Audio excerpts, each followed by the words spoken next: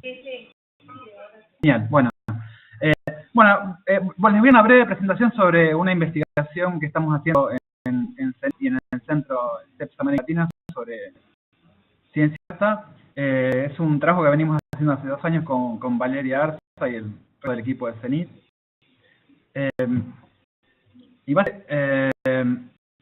A ver, les doy un poco un panorama de qué es la ciencia abierta, la agenda de ciencia abierta en estos momentos, casos de ciencia abierta en el mundo, casos ejemplares en el mundo, de lo que está sucediendo en Argentina y algunas preguntas que surgen de la investigación que estamos haciendo.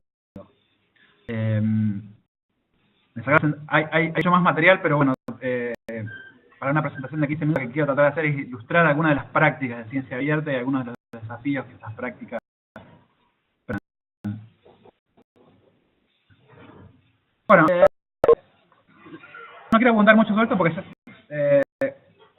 estoy inmersos en la discusión de acceso abierto, pero cuando se habla de ciencia en general, la idea fuerza es que es un bien público, que la ciencia crea conocimiento para el bien de la humanidad. Y cuando uno se encuentra con cómo se accede a la producción científica, bueno, sucede esto, ya lo saben bien, hay de barreras a las publicaciones, pero no a las publicaciones. Este es el ejemplo más bien. Hay barreras para el acceso a los datos científicos.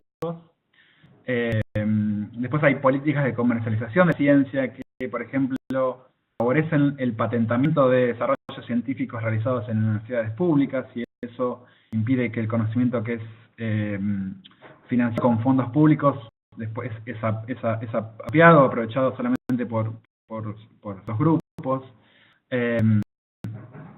Y viniendo del movimiento del acceso abierto y de open source como Creative Commons, la idea de ciencia abierta empezó a desarrollarse sobre cómo se puede ampliar el acceso a conocimiento científico, no solo a las publicaciones, sino al resto del conocimiento producido. ¿Sí? La idea principal es, si une toda la masa de conocimiento científico, lo que está publicado de ese conocimiento es solo una porción, y de ese conocimiento publicado, una parte es accesible. ¿Sí? Entonces, el acceso abierto, por un lado, amplía la posibilidad de conocer lo sucediendo en términos de publicaciones, pero después hay un montón de cosas más como datos, instrumental, software, el peer review, proyectos, borradores de laboratorio, notas de laboratorio. Bueno, hay toda una masa ahí de conocimiento que también es útil para los científicos y para el resto de la población, y que podría estar disponible, pero en general no lo está. ¿Sí? Entonces, habla de ciencia abierta. La puerta es, bueno, ¿cómo se puede abrir no solo la etapa de publicación, sino el resto de las etapas de producción de conocimiento científico? ¿Sí? Como les decía, el diseño de propuesta de investigación, las notas de laboratorio, el proceso de colección y análisis de la ciencia, del conocimiento científico, por ejemplo, a partir de la recolección con ciudadanos de datos, producción de instrumental, hay, por ejemplo, instrumental OpenHAR ahora que se puede utilizar, el software, algo de documentación también se puede hacer de forma abierta. Ustedes deben conocer algunas de las nuevas modalidades de redes abiertas, donde la revisión que hacen los pares ya no es más ciega. Eso también ayuda a mejor comunicación, no solo de la persona que quiere publicar, sino de otras personas, de otros científicos que quieren publicar en esa revista o en otras. Y todas las formas de comunicación pública de la ciencia. Todo este conjunto de prácticas constituye la ciencia abierta. ¿Sí? Y esto en realidad constituye una nueva agenda de promoción de la ciencia. ¿Sí? Bueno, acá por ejemplo es el sistema de repositorios digitales, la ley nacional de repositorios digitales abiertos en Argentina, en Perú, en México, todo el sistema de acceso abierto de la región, pero también hay nuevas políticas por ejemplo, la Red Society está trabajando hace rato sobre la idea de ciencia abierta.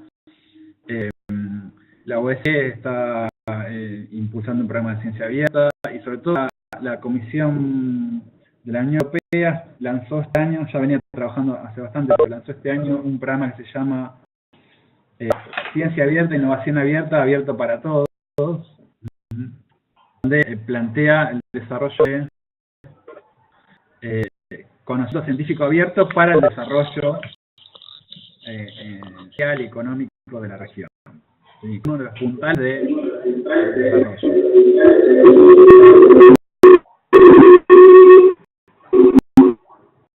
Entonces, para un poco más ¿qué es la ciencia abierta? Bueno, aparte de lo que conocemos de publicaciones. Hay algunos ejemplos bastante conocidos que son los casos ejemplares en realidad de ciencia abierta en el mundo, como Foldit, que es el caso de la historia, es un caso de visión de proteínas, es un juego electrónico en realidad, usado por la Universidad de Washington, que permite que cualquier persona, cualquier usuario se baje este juego de forma gratuita y permita reconstruir proteínas, o sea, simular la construcción de proteínas. Esto es un mismo, las proteínas son, básicamente se reconstruyen de forma visual, entonces las computadoras lo pueden hacer, y a partir de la participación de los usuarios es posible modelar el desarrollo de ciertas proteínas. Otro caso interesante es Galaxy Zoo. También, con el principio, Galaxy Zoo es un caso de astronomía que una base de datos de la Sloan Foundation de millones y millones de imágenes de galaxias. Entonces, algunos científicos que estaban tratando de identificar galaxias o encontrar mecanismos para identificar galaxias, se les dio estos datos, liberar las imágenes y que el público pueda participar en la clasificación de estas galaxias. Esta página web, Galaxy Zoo, en poco tiempo el programa llegó a tener 200.000 usuarios, así que empezaron a colaborar en la clasificación de galaxias. Y bueno, eso tiene varios beneficios, porque en principio aumenta de forma exponencial la cantidad de personas que pueden contribuir a la producción de conocimiento científico, pero también aumenta la cantidad de participantes con diferentes conocimientos o experticia que participan en esa producción de conocimiento. Por ejemplo, un caso que siempre se menciona respecto a Galaxy Zoo es una señora holandesa que no tenía formación científica, es una ama de casa holandesa, que está participando del clasificación de galaxias y encontró una suerte de cúmulo que parecía una lenteja que nadie conocía, nadie podía identificar, y se trataba en realidad de una nueva forma de galaxia, y bueno, eso fue conocido. Y eso, básicamente estoy contando una muestra de las posibilidades que brinda la ciencia abierta de conocimiento, donde hay participación de científicos, de laboratorios, de la misma disciplina, de otras disciplinas, pero también de ciudadanos, ¿sí? O de esas, o de cooperativas, o de movimientos sociales.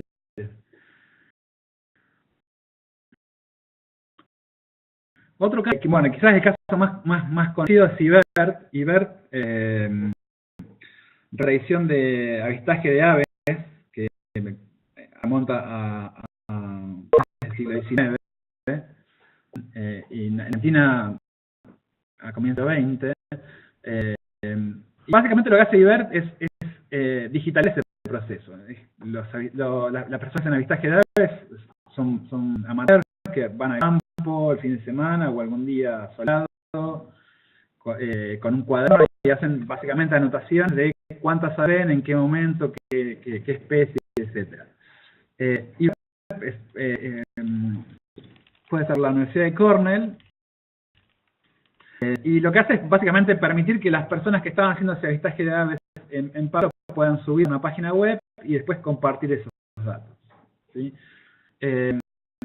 Bueno, IBERT tiene 1/3 billón de avistajes en todo el mundo. O sea, si uno entra a la página de IBERT puede ver en tiempo real cómo la gente está subiendo datos. y más de 300.000 usuarios. ¿Sí? Entonces lo que permite esa información, bueno, esa información además pasa por todo un proceso de curación, de filtrado, hay una serie de filtros semiautomáticos que le van diciendo al usuario que está cargando los datos si es probable o no que la especie que uno observa en la ubicación encuentre ahí. Si hay una especie, por ejemplo, si uno ve un cóndor en la pampa húmeda, en La Plata, el programa va a decir, ¿está seguro que vio un cóndor en la pampa húmeda? Y si insiste con eso, esos datos que son controversiales o requieren cierta verificación son pasados a una serie de expertos voluntarios que participan del programa. La cantidad de datos que tienen en Cornell usando inteligencia artificial, machine learning, para crear visualizaciones de datos. Entonces, a ver si podemos ver. No. Bueno, este mapa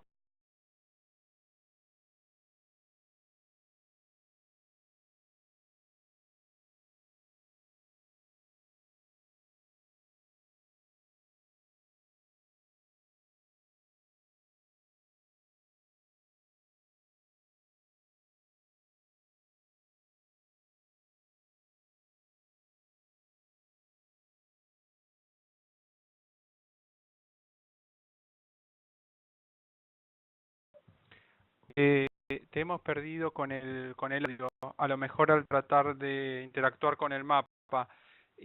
Te puedo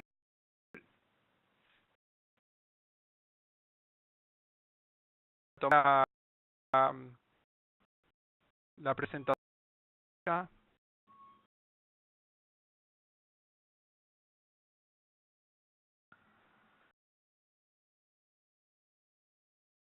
Sí, disculpe, escuchando, ustedes me escuchan a mí, me pueden escribir por el chat, habla Flavio de OPS.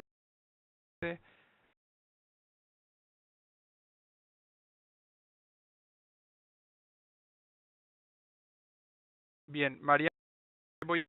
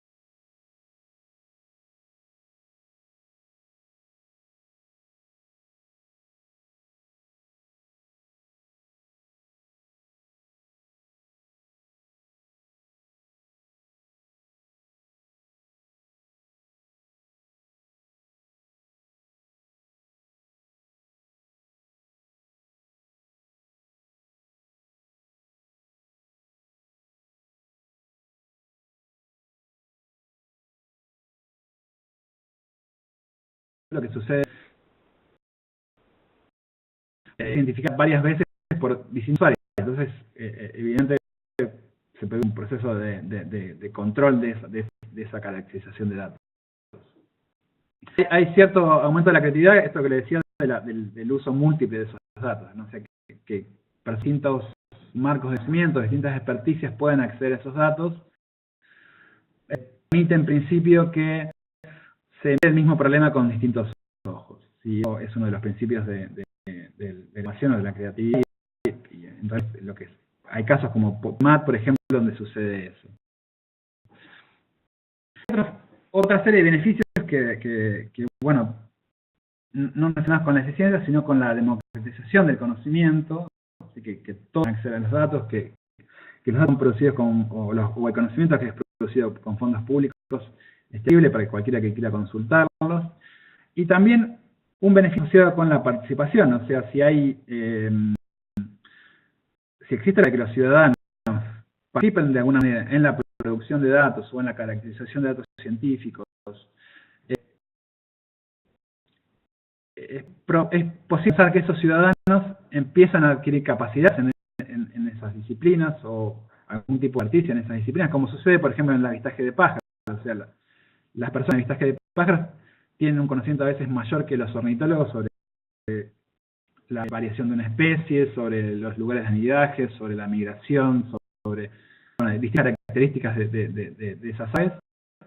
Y a partir de eso con los científicos, pero al mismo tiempo pueden adquirir conocimientos científicos ellos mismos. Argentina, bueno. A ver si...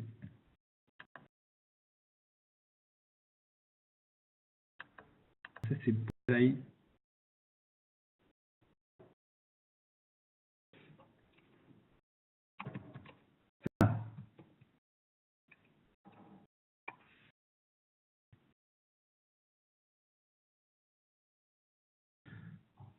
No puedo filmar. Video.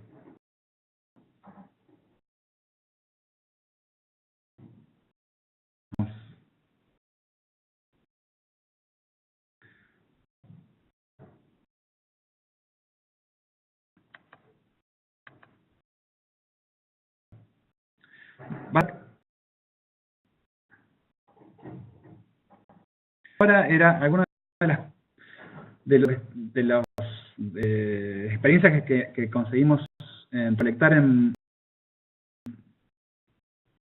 Argentina. A ver, podemos cambiar esto. No.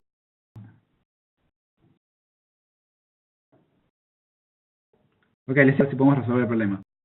En CENIT, en el Centro de Investigaciones para la Transformación, empezamos esa investigación hace 2 años sobre ciencia abierta. Y lo que se nos ocurrió, bueno, tratemos de caracterizar qué es lo que está sucediendo en este momento. Hicimos una encuesta al sistema científico, mandamos alrededor de 16.000 cuestionarios, alrededor de 1.463 respuestas, para ser específico. Era muy sencillo, de 4 preguntas, sobre básicamente preguntando científicos se relacionan con el proceso de ciencia abierta, si es que lo conocen. Y de esas 1.463 respuestas, alrededor de 300 nos indicaban que había científicos que participaban en el proceso de apertura, al menos en la agenda, en la recolección de datos, pero también en la implementación de nuevas formas de comunicación de la ciencia. ¿Sí?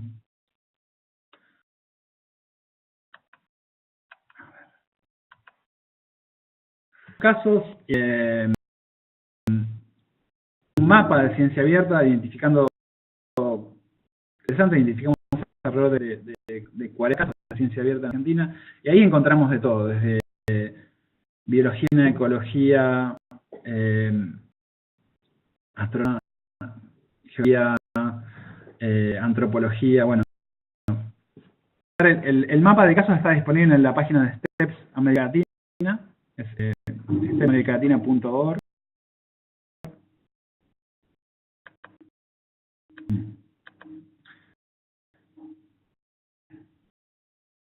Flavio de OPS, ¿me escuchás bien? Sí, ¿Estás pudiendo pasar las diapositivas? No, una diapositiva. Guardame, por favor. Te pido Sí, disculpas gracias. porque tuvimos un corte de internet. Ok. Voy a dar nuevamente permisos. Gracias. Tenés que dar el rol de presentador.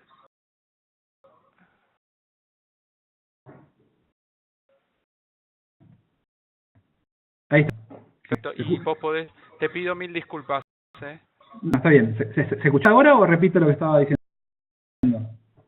Yo lo estuve escuchando, lo que pasa es que me desconecté. No sé el resto, pueden a través del chat. Okay. Se escucha. Ahí dicen que se escuchó. Genial, genial.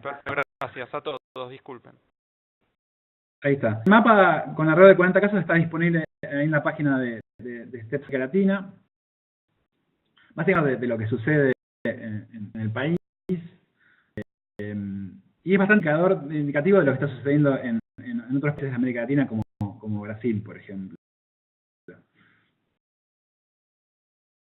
alrededor de 40 casos seleccionamos unos 100 casos, no vamos a tener tiempo de hablar de todos, pero básicamente, bueno, de Iber algo les conté. Iber tiene una serie de capítulos argentinos que está, que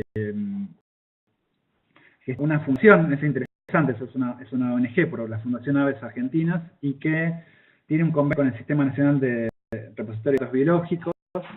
Pero vamos a hablar de dos casos distintos. Uno es Pampa 2 y el otro es Observatorio Virtual Argentino. Es un caso de biología, de ecología, de homología, y el otro es un caso de astronomía.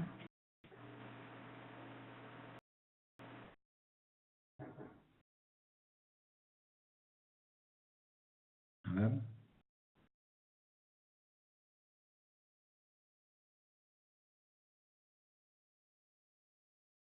Un segundito, por favor.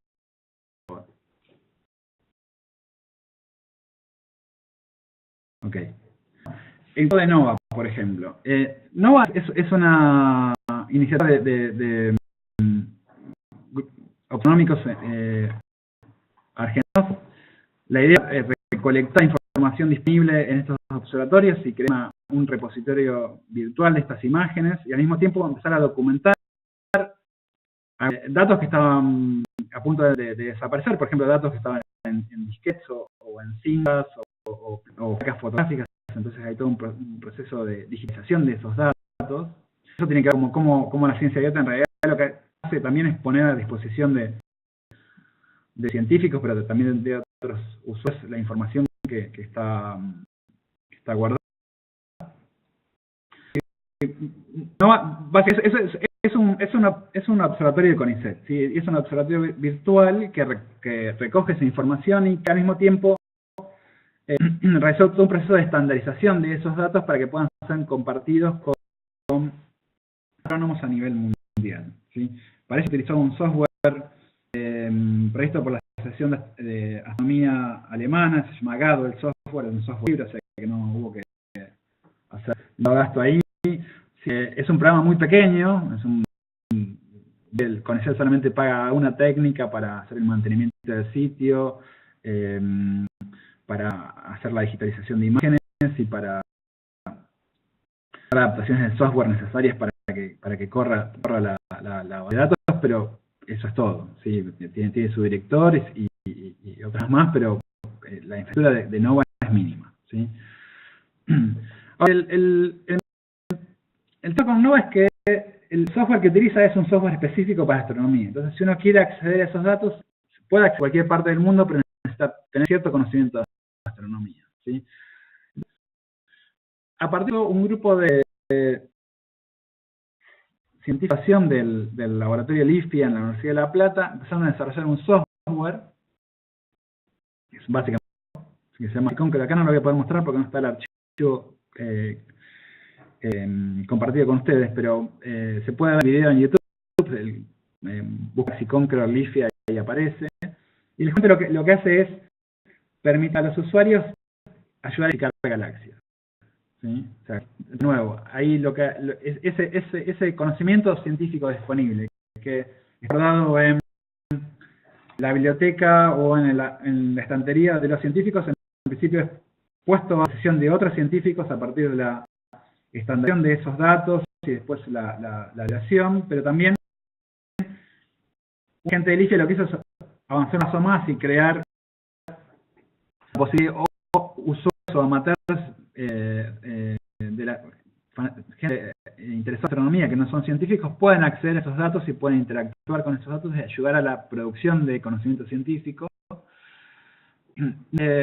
No, el caso de Galaxy y Concron trabajan con una base de datos que se llama vista variable de la Vía Láctea, que debe ver un corte total de la galaxia y ver al otro lado de la galaxia la posibilidad de galaxias que no están clasificadas. Entonces, de Cientópolis, que es el grupo de LIFIA, a partir de que empezó el juego el año pasado, bueno, hasta había 60 usuarios, ¿sí? Lo cual es bastante poco comparado con los 200.000 usuarios de Galaxy Zoo, que es el juego que les mencionaba antes, pero con esos 60 usuarios, Gallagher logró hacer la identificación de 60 galaxias nuevas. ¿Sí? Entonces, lo que en este caso es cómo la apertura progresiva de los datos hacia la producción de conocimiento con ciudadanos permite la producción de conocimiento científico. El segundo caso que les quería mostrar es Pampa 2, el proyecto argentino de monitoreo y prospección de ambientes acuáticos. Es un proyecto en red entre varios laboratorios científicos, en Bahía Blanca, en laboratorio en Chocomús, en la Universidad de La Punta en San Luis, bueno, en la Facultad de Ciencias Exactas en la U también. La idea de Pampa 2 es que los espejos de agua dulce, las lagunas, en la pampa húmeda y en el sur pueden actuar como una serie de centinelas del cambio climático. Es de observar de manera muy inmediata qué está sucediendo en términos de cambios producidos por el hombre, por ejemplo, a partir de la producción agrícola, pero también de cambios más estructurales relacionados con el cambio climático. Y lo que hizo el equipo de Pampa 2 fue desarrollar unas boyas a proceso de ingeniería reversa, son de construcción nacional. Esas boyas ganan un premio en 2011, son mucho más baratas que las que se consiguen fuera. Y esas boyas monitorean en tiempo real de las lagunas como oxígeno, temperatura del agua, dirección del viento, profundidad del agua, indicadores de pH. Y esos datos son compartidos dentro de la red de científicos que forman parte de Pampa 2, pero al mismo tiempo una serie de esos datos también pueden ser, algunos de esos datos también pueden ser observados de forma abierta por cualquier ciudadano. ¿Sí? O sea, están en una web y cualquiera puede ingresar y ver los datos, por ejemplo, qué temperatura, qué dirección, qué fuerza o dirección del viento hay en determinada laguna. ¿Sí? Lo que eso permite es que la gente de la zona pueda conocer esos datos, pueda acceder a esos datos o pueda utilizar esos datos. ¿Sí?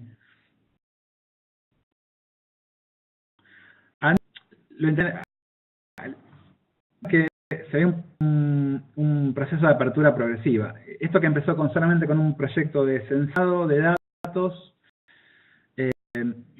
a partir de la interacción con ideas de ciencia abierta, el equipo de Pampa 2 empezó a interesarse en cómo ampliar la participación o el acceso a esos datos, y en interacción con otras redes científicas, en un proyecto que se llama CEFER, desarrollaron una serie de kits para que los estudiantes de escuelas secundarias puedan ayudar en la recolección de datos también. ¿Sí? Y hablábamos antes de cómo la ciencia data puede ayudar a construir procesos de democratización de conocimiento y también de empoderamiento de la gente que participa en la recolección de datos. Entonces, para cerrar la idea de qué implica la producción de conocimiento científico en ciencia abierta. ¿Sí? Entonces tenemos de producción de conocimiento. Hasta, bueno, parte del siglo XX la idea era que la ciencia se produce en términos disciplinarios y que si la inversión en conocimiento científico va a aumentar la innovación o va a aumentar la masa de conocimiento disponible. Y esto obviamente tiene limitaciones en cuanto a cuánto de ese financiamiento puede aumentar, pero también en términos de quiénes pueden acceder a ese conocimiento. ¿Sí? Y es un realidad basado en la escasez de conocimiento. Escasez porque lo que se publica solamente son las publicaciones realizadas por pares, y hay un montón de conocimiento que no está disponible. Y está el nuevo modelo de ciencia abierta, que es en realidad un modelo de colaborativa que ya se ve en otros ámbitos, como hardware libre o abierto o software libre. Y el principio de la ciencia abierta es que la obtención de conocimiento puede ser producida no solo por científicos de la misma disciplina, sino por científicos de otras disciplinas y también por ciudadanos, por cooperativas, por ONGs, por empresas. ¿Sí? Y esto es lo que quiero destacar, eso que se basa en la sobreabundancia de conocimiento. ¿Sí? Casos que les mencionaba. tienen una cantidad muy alta de usuarios, como Galaxy Zoo o el problema de los científicos que trabajan en esos proyectos no es la escasez de datos, sino la sobreabundancia de datos. ¿Sí? Eso se ve muy claro en los casos de astronomía. ¿Por qué? Porque la forma de recolectar datos se ha automatizado. Básicamente los telescopios son robots que toman imágenes de forma automática y eso produce datos que es necesario clasificar de alguna manera y no alcanzan las horas humanas científicas para hacer ese proceso de clasificación. Entonces eso requiere como un cambio de paradigma en términos de cómo se produce conocimiento.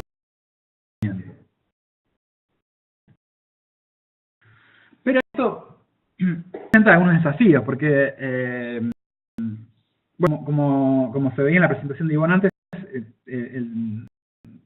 no es fácil hacer procesos de acceso abierto, publicaciones de acceso abierto, resistencia institucional de las editoriales, y en términos de ciencia abierta hay resistencia de los científicos mismos. O sea, hay prácticas culturales establecidas que no facilitan para nada que los científicos compartan sus datos. En general, con el modelo tradicional de la ciencia, el científico piensa que los datos son suyos, ¿sí? Y no es necesario compartirlos, y es difícil hacer comprender que la colaboración en el acceso abierto a los datos o el instrumental permite que aumente la colección de la producción de conocimiento. Hay que trabajar en eso. Esto incluso en resistencias institucionales, porque bueno, si uno mira la política de comercialización de la ciencia, todas las unidades de vinculación tecnológica en general se basan en modelos cerrados de producción de conocimiento para que ese conocimiento se pueda patar. Entonces ahí también hay cierta resistencia institucional por parte de algunos organismos universitarios, y también de cómo se regula, cómo se evalúa la producción de conocimiento. No hay forma de evaluación clara sobre qué sucede con la publicación de datos, o con la publicación de software, con la publicación instrumental. Y también existe la infraestructura necesaria para producir estos procesos de colaboración. O sea, esto es muy reciente.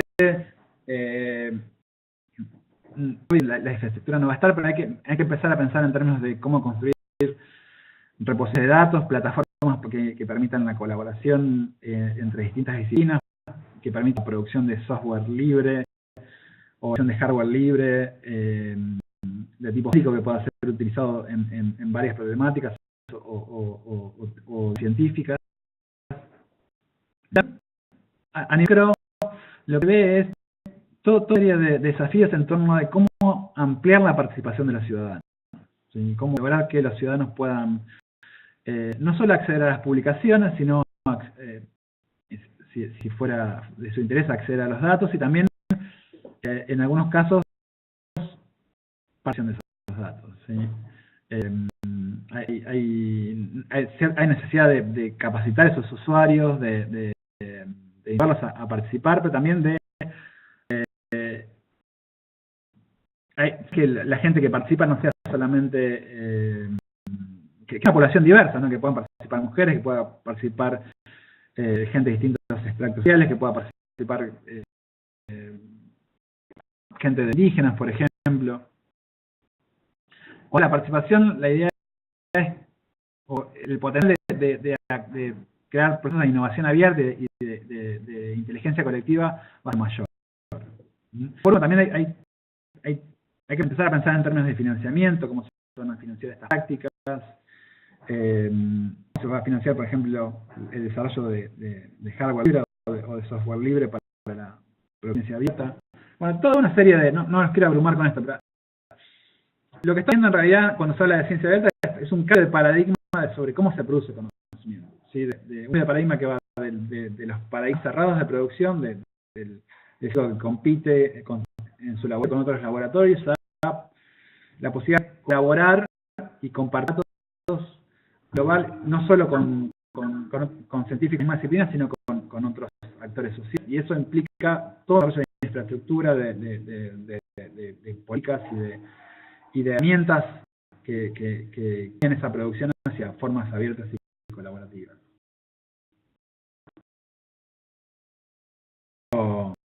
los dejo con una presentación muy breve, pero bueno, creo que alcanza a dar un pantallazo de qué es lo que está sucediendo aquí, de algunos de los casos más interesantes que hay, los casos ejemplares. Estamos haciendo más trabajo sobre eso, pero bueno, eso me pueden consultar vía chat o ahora por preguntas. Muchas gracias.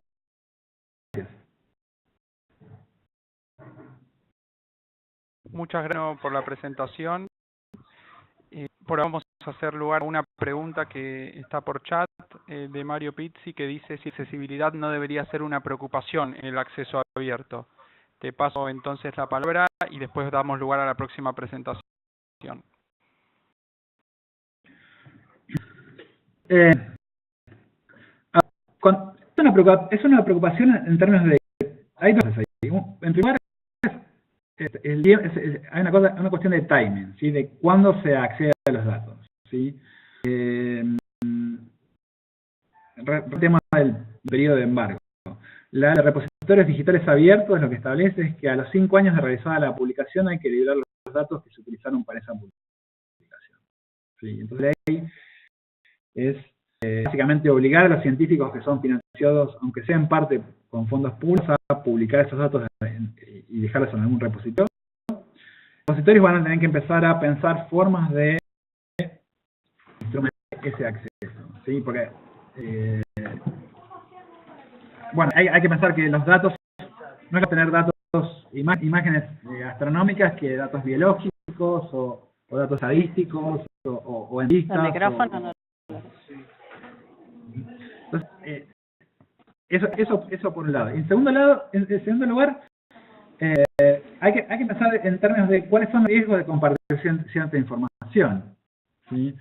Por ejemplo, en el caso de IBER, y con esto cierro, el hecho de la información abierta implica ciertos riesgos que eso no tiene que desalentar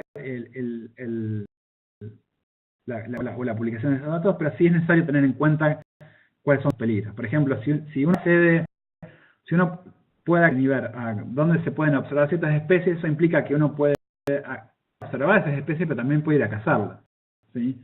Entonces, bueno, esos son los que uno encuentra en términos de accesibilidad. Básicamente lo que hace falta son tanto políticas institucionales para empezar a dar acceso a esos datos, como una serie de recaudos para pensar en qué se va a utilizar, cada uno de esos sets de datos. Excelente. Te agradezco mucho por la presentación, por las respuestas. Ahora vamos a dar lugar entonces a la próxima presentación. Flavio. Sí, acá. Una aclaración respecto a lo que recién dijo Mariano del tema de la liberación de los datos.